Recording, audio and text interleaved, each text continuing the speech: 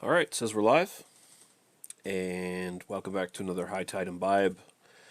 And we have one from Propeller, a new seasonal from Propeller Brewing here in Nova Scotia. This is their Sasquatch Pale Ale, 5.2% alcohol by volume.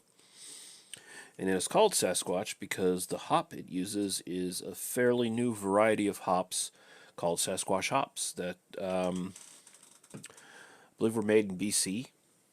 So I think they're from British Columbia. They're supposed to be a bit milder in like their intensity.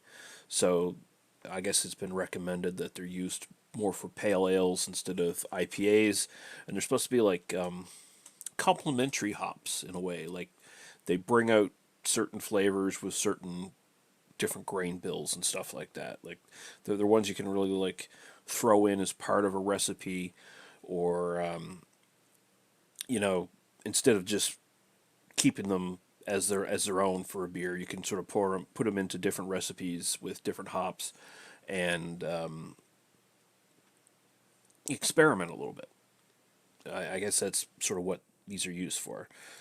Apparently, you can get a lot out of it. It says, "Chase the Sasquatch. This fuzzy golden pale ale. Don't need notes.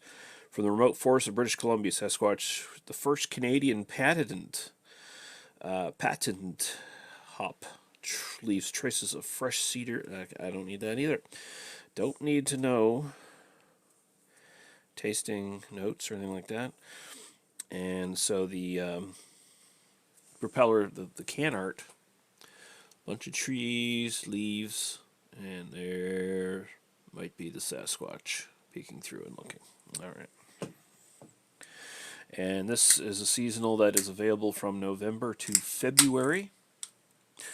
And who knows if they'll make it again. Sometimes Propeller makes a seasonal and they never make it again, and sometimes they'll keep this going for years. It all sort of depends, right? But we'll see what we think about it.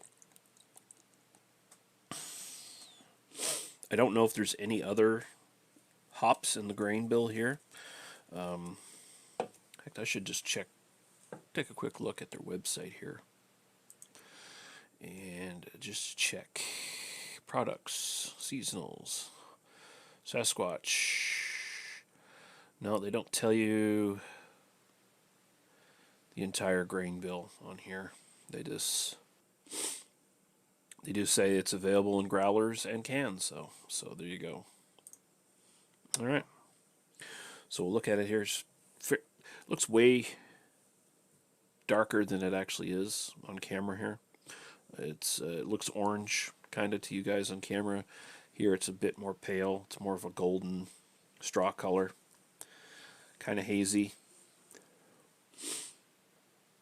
Nice little head going there. All right, go to the aroma.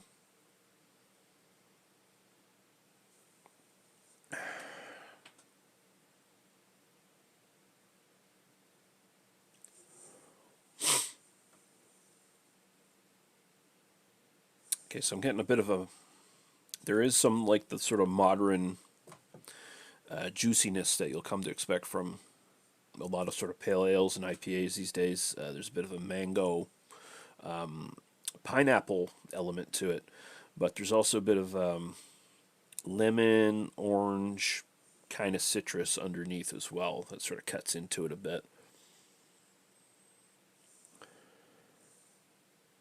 It's good. It's not...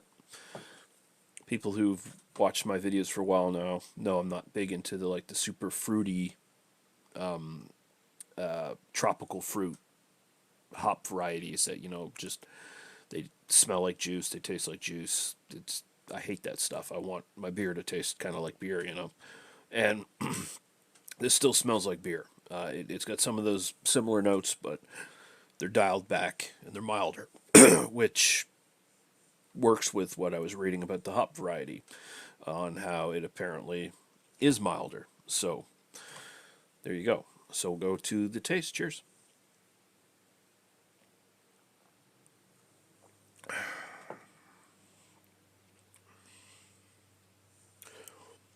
First off, good bitterness on it. You notice that right away. It's not puckering or anything like that. It doesn't necessarily linger in super intensity, but it's pretty good level of bitterness for a pale ale, even a North American one.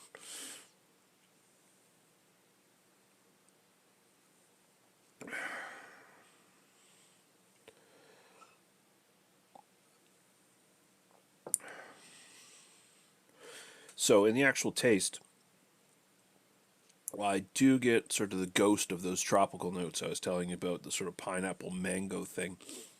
Much more of the actual citric quality comes out. The like the more orange lemon sort of thing is sort of coming out in the actual taste, much more dominant. And the finish with the dryness, the bitterness, a bit of a sort of wood characteristic, maybe a teeny little bit of grapefruit. Fairly complex, but it's very easy drinking. Doesn't have the hops just bashing your mouth around or anything like that. It's actually very well balanced. Interesting hop variety, I guess.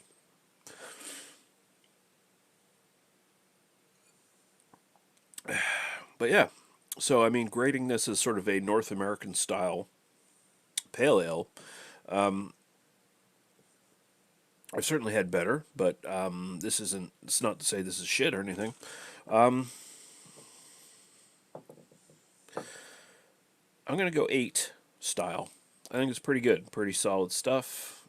Interesting, kind of like I said, kind of combines some of the new flavors that you tend to see in pale ales and IPAs these days, with a bit more of a dialed back nature and with the older style, and it combines them very well.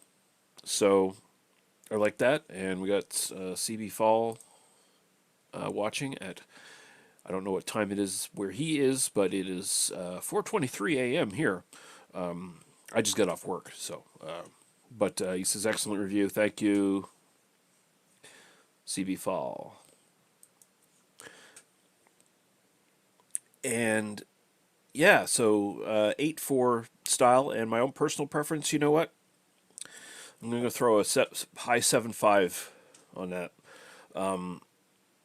It'd be a bit higher if it didn't have those sort of tropical notes.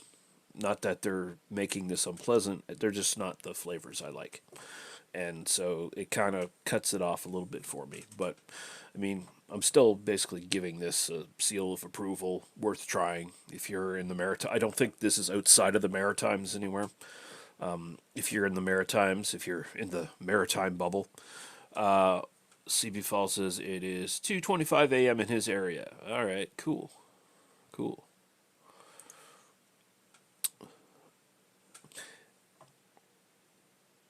But yeah, if you're in Nova Scotia, I think that's pretty much where you can pretty much only find this. If that's not the case, someone can correct me in the comments later on. But it's definitely worth picking up. It's one of their better seasonals. It's very easy drinking, just solid across the board. And it's an interesting hop variety. It's got some interesting ways it plays with flavors and stuff like that. So I kind of like it. But yeah, cheers. Thank you, CB Fall, for watching live, and anyone else who watches afterwards, appreciate it. And we will see you guys again. More beer reviews sometime in the future. Cheers.